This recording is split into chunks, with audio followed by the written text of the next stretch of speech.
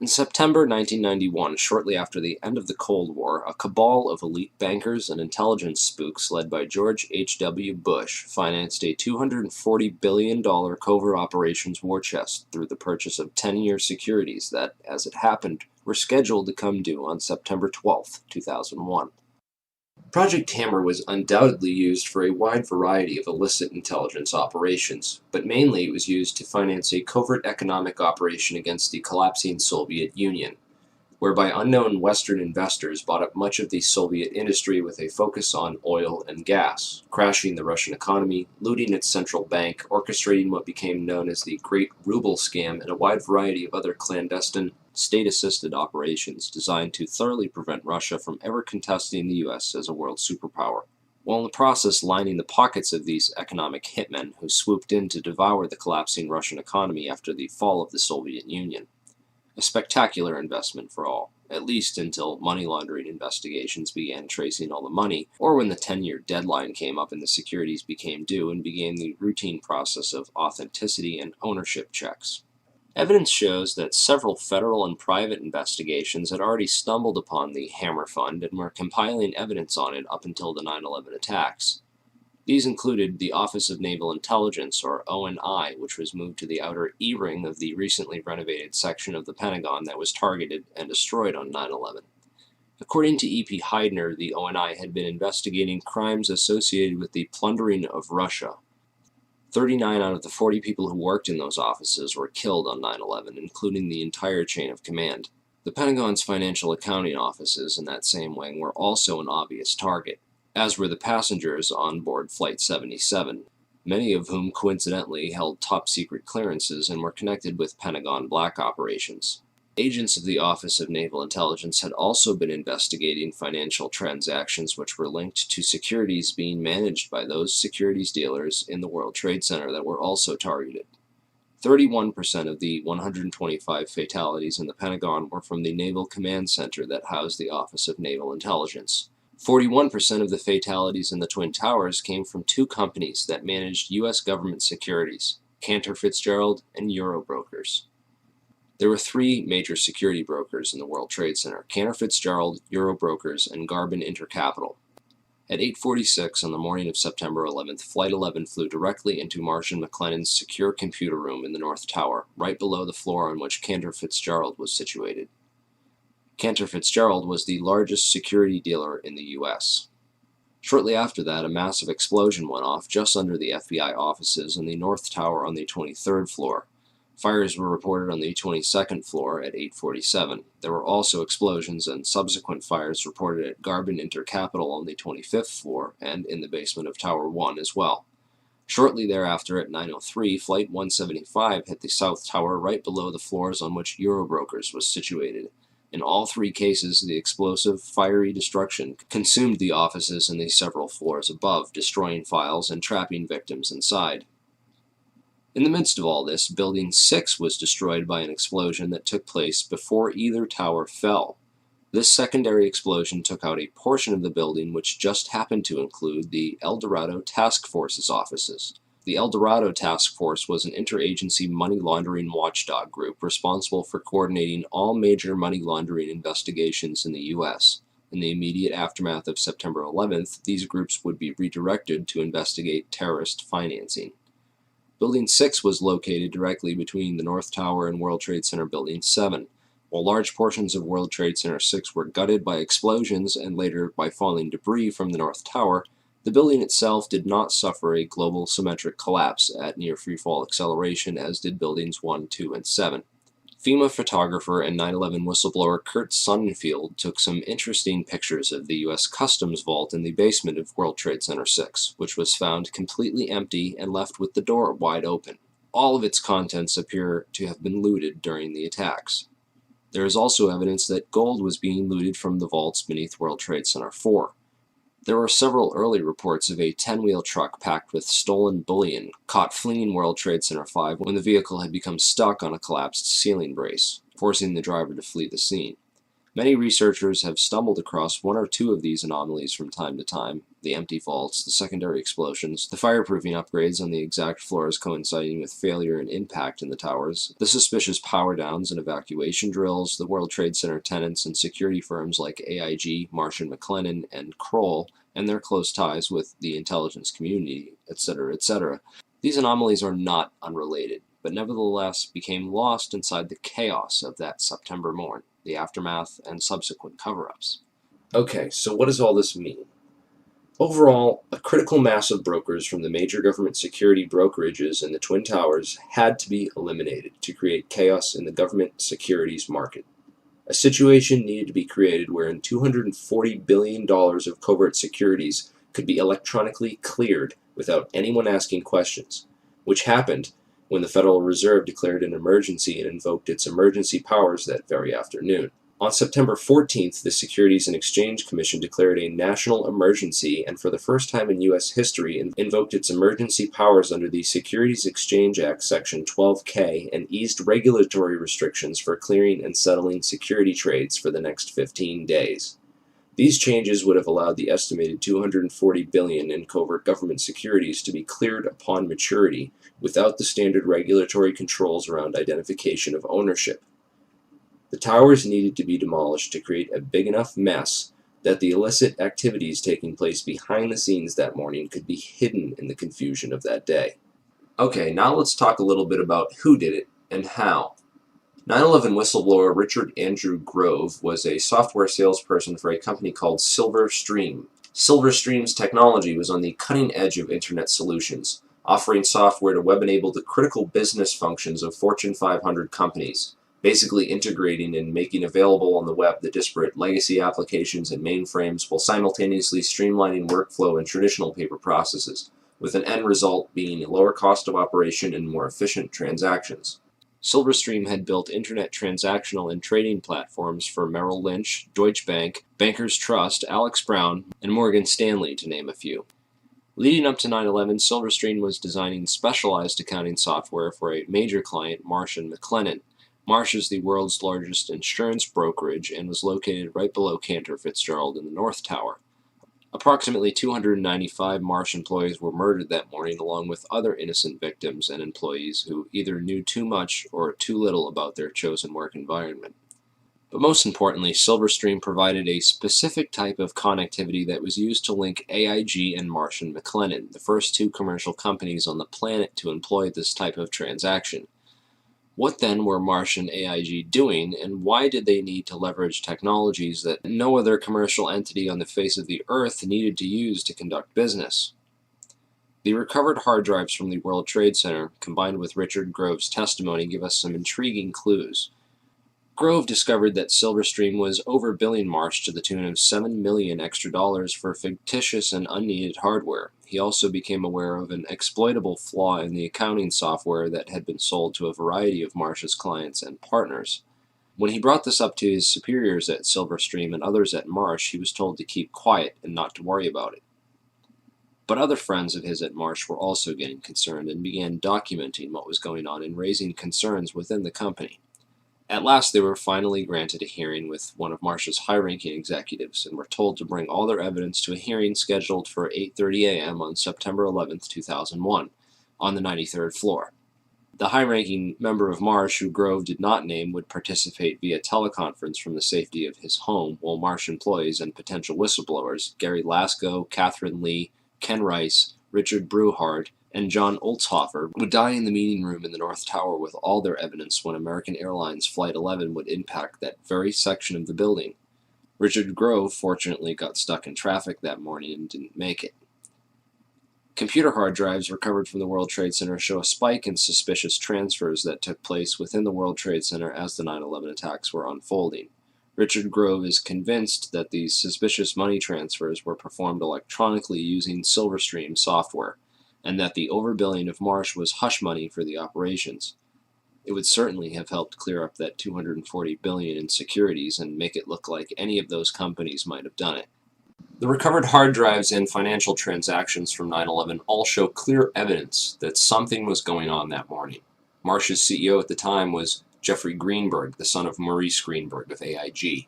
Most insurance companies were hurting badly in late 2001 after $40 billion in insurance settlements had been paid out for the devastation caused by the 9/11 attacks. Yet one insurance company did not suffer quite the same losses as the other companies did.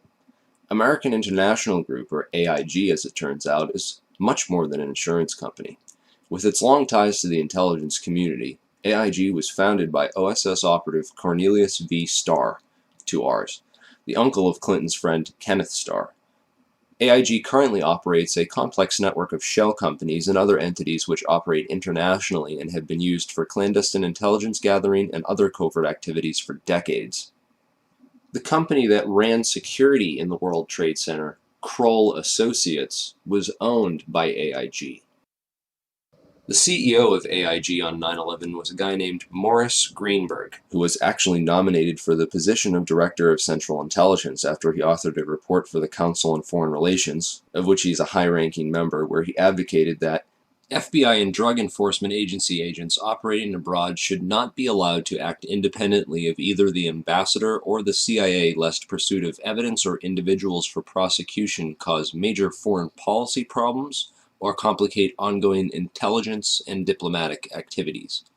Of course, this type of policy is essentially a continuation of things like Executive Order 12333 and the CIA-assisted Contra cocaine trafficking that went on as an immediate result.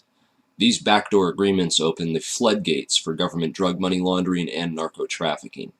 Former LAPD narcotics detective turned whistleblower Michael Rupert has written a series of excellent articles documenting AIG's involvement in drug money laundering, undoubtedly revealing yet another motive for the invasion of Afghanistan, a country which currently produces over 90% of the world's heroin supply. Drugs are arguably the most profitable commodity on the entire international market, and drug money was undoubtedly a motive behind the invasion of Afghanistan and consequently the 9/11 attacks. While companies like AIG launder the drug money for big banks, the actual drug production and trafficking can be traced back to the same Iran-Contra affiliates like Richard Armitage and Frank Carlucci. Unfortunately, that rabbit hole is a bit too deep and off-topic to get into here.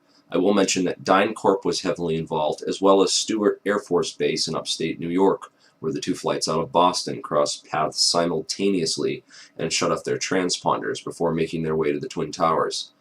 Many researchers believe that the MENA operation was moved to Stewart Air Force Base after Barry Seal got whacked. Richard Armitage was the Deputy Secretary of State on 9/11, and according to whistleblower Michael Springman, he was the man responsible for granting visas to 15 out of 19 of the 9/11 hijackers, allowing them to enter the U.S. and pursue flight training.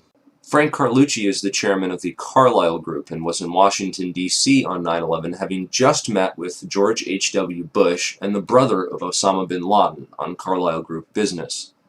Frank Carlucci was also the chairman of BDM International, a company that served as a front for State Department black operations. Frank Carlucci's employees at BDM International left to take charge of Stratesec, the World Trade Center and airport security firm. Corporate Operating Officer Barry W. McDaniel, an ex-military expert in logistics and materials distribution, and CEO Wirt Dexter Walker III, who is a distant Bush cousin from the Herbert Walker line, with an extensive history of managing CIA front companies.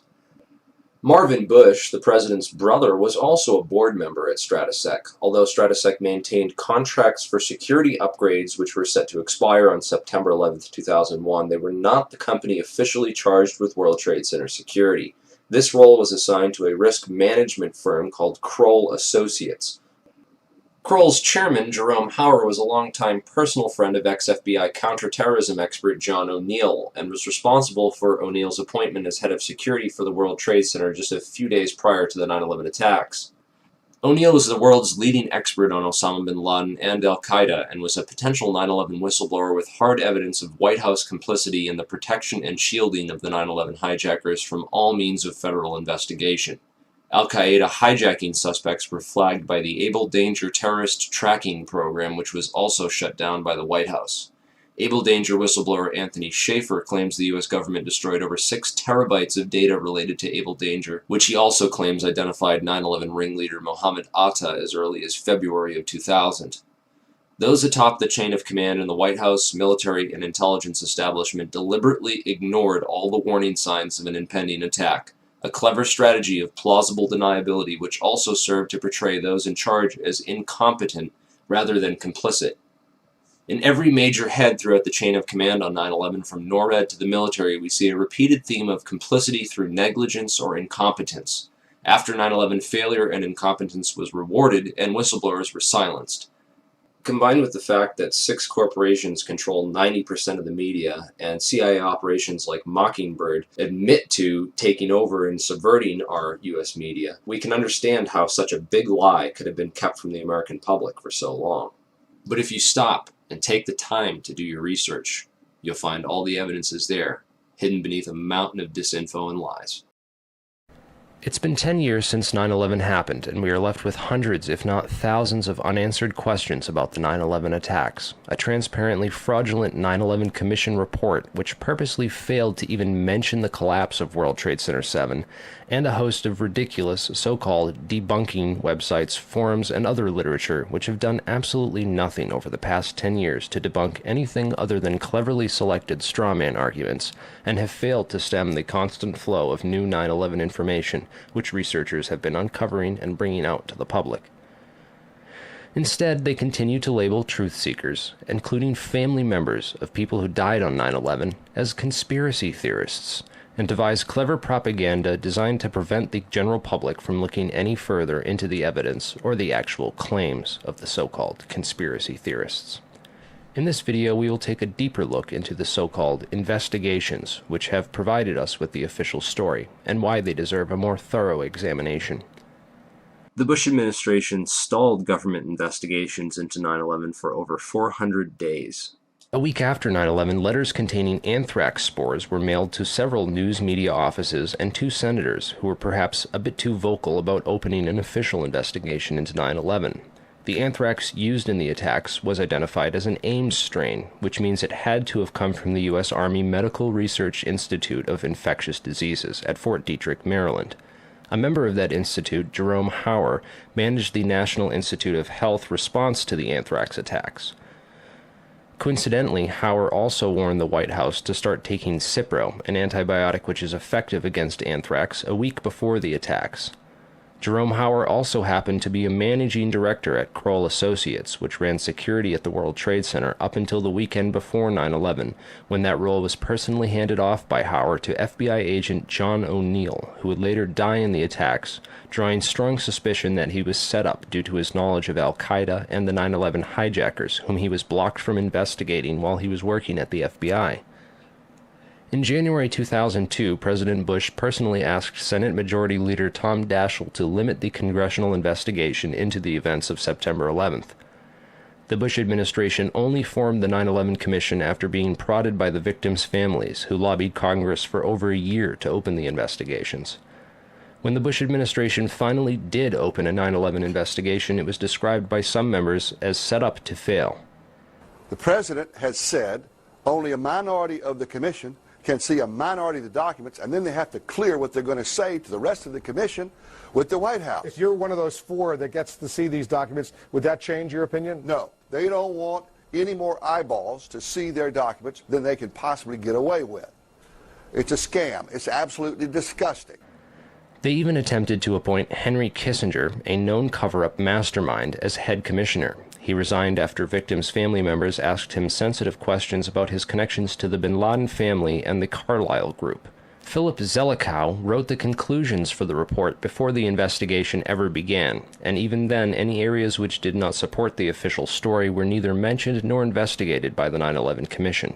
6 out of 10 members of that commission have discussed on record how the government lied about the official story, and 70% of the questions posed by the victims' families were never answered or officially investigated. It's important to look at what happened to the evidence from 9/11. The day of 9/11, most of the FBI was in Monterey, California on an agency retreat. Let's go to our State Department correspondent, Andrea Mitchell. Andrea, what can you tell us? Well, this from the FBI. The State Department has been evacuated. There was a meeting going on in the Operations Center. Other top officials were in the Situation Room at the White House. Colin Powell is in Bogota, Colombia, on a 2-day trip. But this very interesting information, Katie, Matt, and Tom, from the FBI, they had been operating a massive exercise from their hostage rescue unit All of their top teams, about 50 personnel, helicopters, equipment, were in Monterey, California for the last 2 days, scheduled to fly back today commercially. So all of those people are out of place. It's fair to say, according to sources that we've talked to here at NBC, that the FBI rescue operations and other FBI operations are really in chaos right now because they can't reach their officials in New York. All of their phone lines are down, and now you've got all of their special experts on this stuck in Monterey, California, trying to get a military flight back because there are no longer commercial flights. So they are seriously out of pocket, and there is a real breakdown of the FBI anti-terror coordination team, which is, of course, the principal team that would lead any effort and was so effective under Jim Kallstrom in New York City during the World Trade Center bombing and the TWA explosion, which, of course, turned out not to be terror. Andrea, is the State Department... This was essential for keeping the more experienced and honest members of the agency as far away from the crime scene as possible, while other agency insiders could be assigned to the investigations before their counterparts returned. Federal authorities such as FEMA and the CIA took immediate control over the crime scene and began whisking away evidence that very same night. Turner Construction, one of the primary contractors at Ground Zero, occupied the 38th floor of the North Tower and was involved in performing the fireproofing upgrades inside the towers. It has been noted that these upgrades were completed in the 3 years before 9/11 on floors that match up almost identically to the floors of impact and failure on 9/11.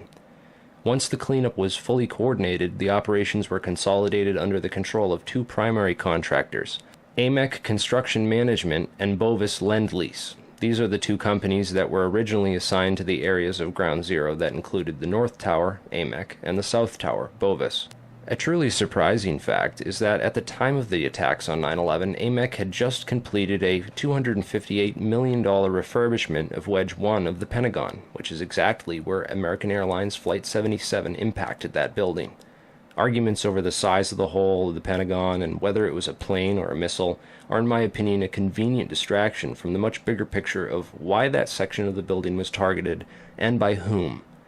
On September 10, 2001, Secretary of Defense Donald Rumsfeld announced that $2.3 trillion in unadjusted funds were missing from the Pentagon budget. The very next day, the offices whose responsibility it was for tracking that money down were destroyed when American Airlines Flight 77 impacted that very section of the building. The only off-site backup for the Pentagon's black budget financial records was a secure federal office building in the World Trade Center complex. Strangely, it too was destroyed on 9/11. World Trade Center 7 was the largest CIA headquarters outside of Langley, Virginia, and housed offices involved in several large-scale federal investigations into massive stock market and accounting fraud. Not surprisingly, World Trade Center 7 was the first to be cleaned up and the evidence destroyed at Ground Zero. So if the Twin Towers and Building 7 were brought down in a controlled demolition, and the scientific evidence points to nanothermite, then who could have produced this and who could have put it in the buildings and how did they get it there? In the impact zone of the North Tower was a company called Marsh & McLennan, which at the time was the world's largest insurance brokerage company. One of Marsh's executives was a guy named L. Paul Bremer, who was also the chairman of the Congressional National Commission on Terrorism from 1999 to 2000, and the U.S. ambassador at large for counterterrorism from 1986 to 1989. Instead of going to work on the day of 9/11 and dying inside the towers with hundreds of his employees, Bremer decided to go on MSNBC and tell the world that Osama bin Laden was behind the attacks and possibly Iraq and Iran. And then he demanded the most severe military response we can come up with. L. Paul Bremer was called away from Marsh in 2003 to become the Iraq occupation governor, a role he has been widely criticized for. So Bremer not only worked inside the buildings, but had offices directly in the impact zone of the South Tower where Flight 175 would hit. He missed work on 9/11 to give us the official story on national television, and went on to be the Iraq occupation governor. You really can't get more connected to 9/11 than that.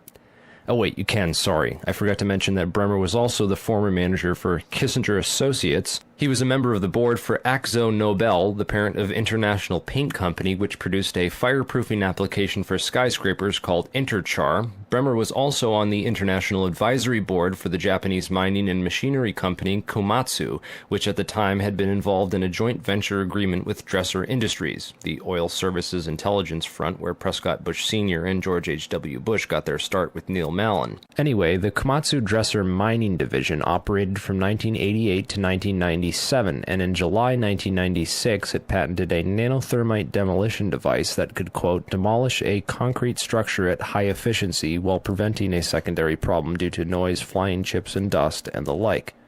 As many of you know, residues of thermite, a highly energetic chemical mixture, have been confirmed in samples of World Trade Center dust, and the use of thermite at the World Trade Center was also revealed by environmental data. See the description for more links and sources. Scientific Applications International Corporation, a defense contractor with expertise in thermite-related technologies, played a large part in the NIST World Trade Center investigation. A few other names and companies inside the Twin Towers also worthy of further investigation include Craig Stapleton, who is married to Bush's cousin Dorothy Walker Bush. Stapleton was the president of Marsh Real Estate Advisors from 1982 to 2001. He was a member of the board of directors for Cendant, that was charged with massive accounting fraud in 1998, and went on to join Winston Partners, a privately owned investment firm founded in 1993 and led by George W. Bush's brother Marvin. Other very powerful and well-connected people worked in senior management at Marsh. These included Stephen Friedman, a senior principal at Marsh Capital and former partner at Goldman Sachs, who later became George W. Bush's top economic advisor. Friedman was also a member of the Brookings Institution, the Bilderberg Group, the Foreign Intelligence Advisory Board, and the board at In-Q-Tel, the investment firm founded by the CIA in 1998. In-Q-Tel invests in state-of-the-art technologies related to defense and intelligence work, including nano and chemical technologies, according to its website. In another interesting coincidence, Friedman belonged through Cornell University to a secret society called Quill and Dagger, the membership of which includes Paul Wolfowitz, Sandy Berger, and Stephen Hadley. Wolfowitz, the neocon Deputy Secretary of Defense in the Bush administration, was the author in 1992 of the Wolfowitz Doctrine of preemptive warfare. He also made comments about a surprise-like Pearl Harbor months before 9/11 and met with Pakistani ISI General Mahmoud Ahmed in the week before 9/11. Berger, the national security advisor to President Clinton, was later caught stealing documents from the 9/11 Commission investigation.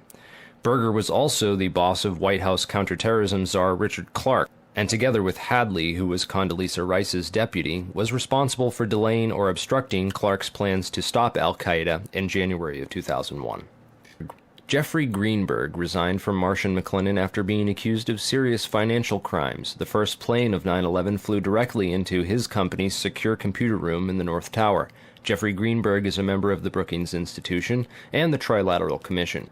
Jeffrey Greenberg rose quickly through management at Marsh, having come there directly from AIG in 1995, and then becoming CEO just 4 years later. At Brookings, Greenberg hobnobbed with Lee Hamilton, co-chair of the 9/11 Commission. There's also Jim Pierce, another Bush cousin, who was managing director of Aon Corporation, who, according to the NIST report, modified unknown sections of Floor 83 in the South Tower in 1997. Jim Pierce had arranged a meeting on the 105th floor of the South Tower for that morning. Pierce survived that day, despite the fact that 12 people came to the meeting in the South Tower and 11 of them died. The location of the meeting had been changed the night before to the Millennium Hotel, where Pierce watched the South Tower as it was hit by the aircraft. Apparently, the meeting attendees were not all notified of the change in location. Another interesting character is Joseph Kasputis, of Baseline Financial Service, which occupied the impact zone of the South Tower on floors 77 and 78, where United Airlines 175 impacted. Kasputis has a history of being well connected to the highest levels of government, as well as to the defense and intelligence industries. Kasputis worked from 1972 to 1977 for the U.S. Department of Commerce and Defense. He was also the deputy director of Nixon's White House task force that dealt with the Arab oil embargo of 1973, and was instrumental in the creation of the Department of Energy. Kasputis went on to run a large corporation called Primark that had offices in both towers on 9/11. One of the subsidiaries of Primark, the Analytical Sciences Corporation, TASC, worked with so-called black or top-secret programs. TASC also worked closely with the National Institute of Standards and Technology. Kasputis was also a member of the Logistics Management Institute, LMI, whose members included Paul Kaminsky of In-Q-Tel and General Dynamics, Charles DiBona of Halliburton, Skull and Bones member Joseph Samuel Nye, and Michael Daniels of Scientific Applications International Corporation. LMI's self-proclaimed role is advancing the science of government. Casputi's connections to the DOE from 1977 through at least 1997 are interesting, considering that the DOE was developing thermite ignition devices as early as 1983. Joseph Casputes went on to become the CEO of Baseline Financial Services, which was directly in the impact zone on the 78th floor of the South Tower. According to NIST, Casputes Baseline Financial modified the southeast corner of Floor 78 in 1999, exactly where the aircraft hit on 9/11. Floors 77 and 78 were upgraded for fireproofing in June and April of 1998, respectively. Another company of interest on Floor 91, just above the impact zone for the South Tower, was Washington Group International.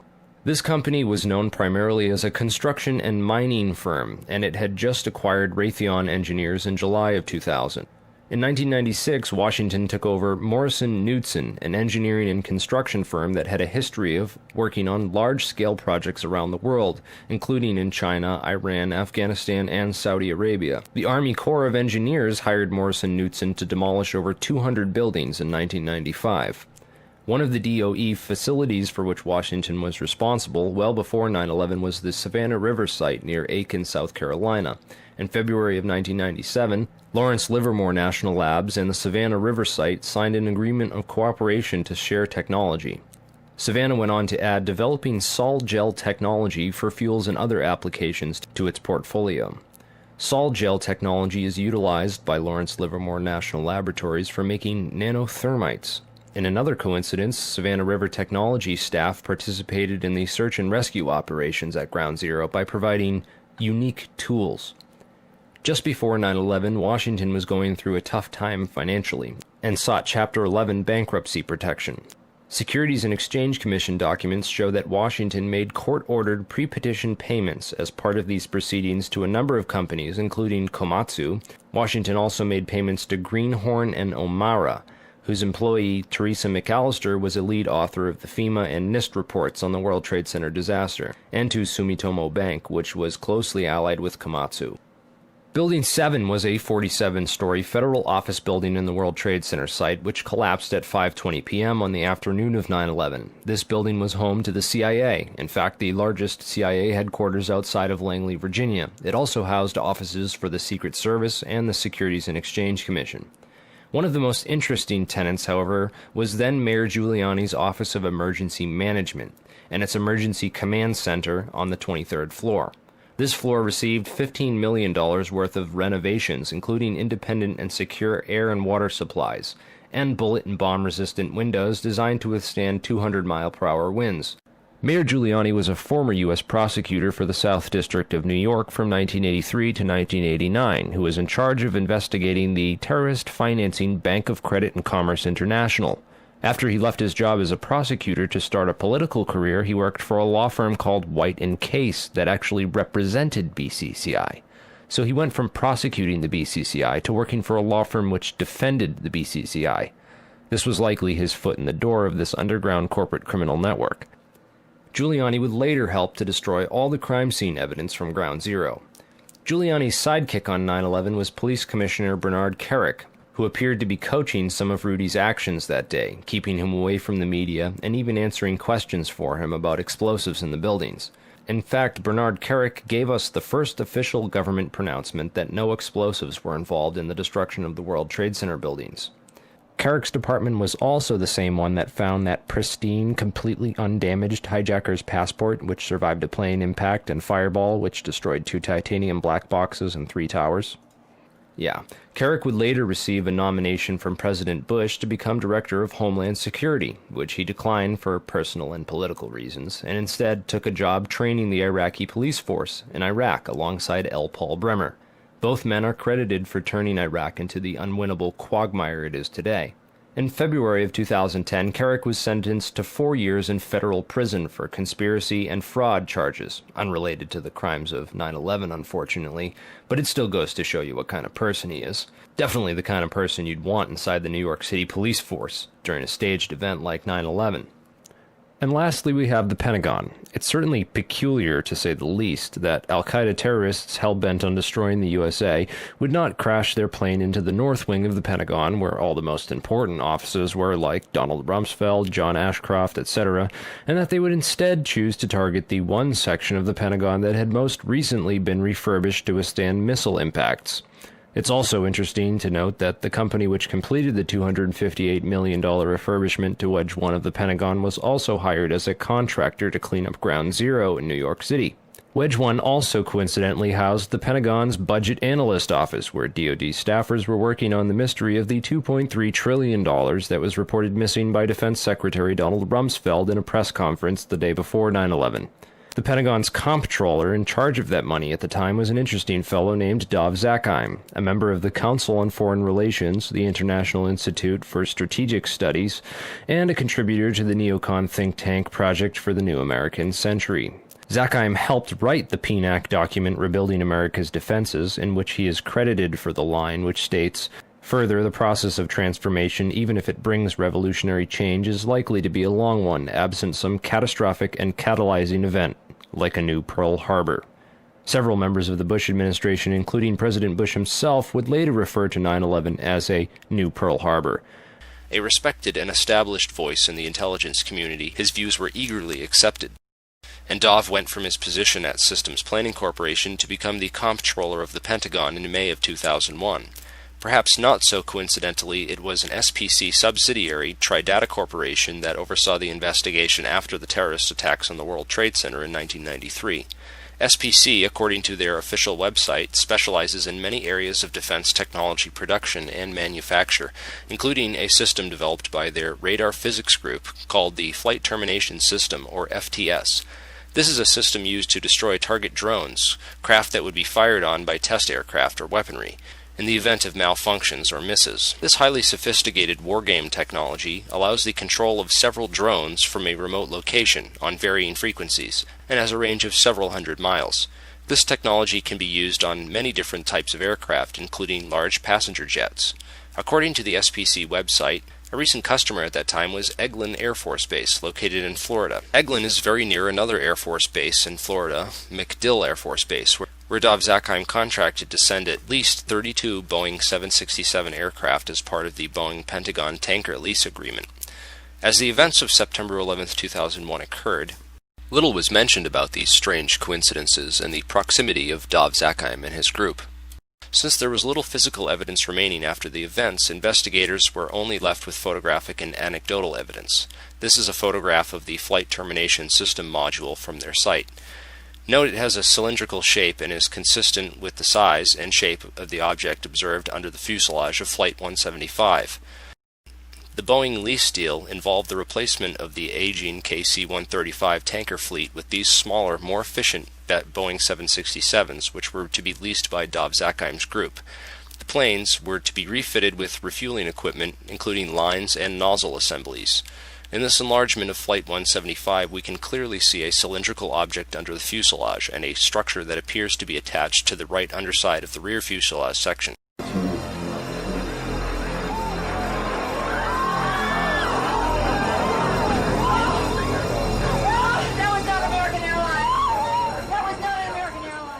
When seen in comparison, it is obvious that the plane approaching the Trade Center has both these structures, the FTS module, and the mid-air refueling equipment, as configured on the modified Boeing 767 tankers. Of particular interest is the long tube-like anomalous structure under the rear fuselage area of 175.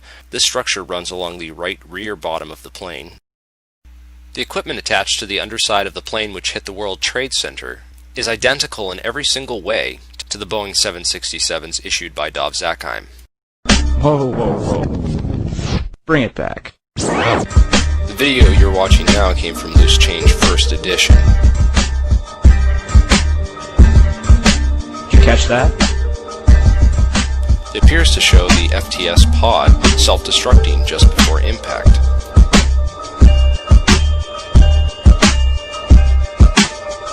Also, notice that the flash is reflected in the fuselage of the plane.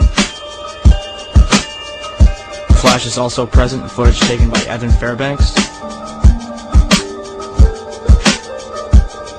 Jennifer Spell,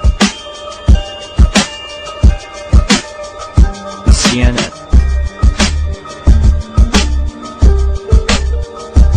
Al-Qaeda certainly couldn't have added this equipment at Logan International Airport.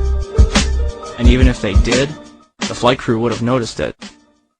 So where did this plane come from? Another interesting piece of 9/11 evidence is the last 12 seconds of UA-175.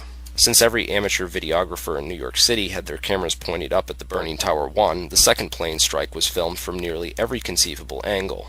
Expert analysis of this plane leads to some startling revelations. First, there is the expertly controlled flight characteristics of this plane.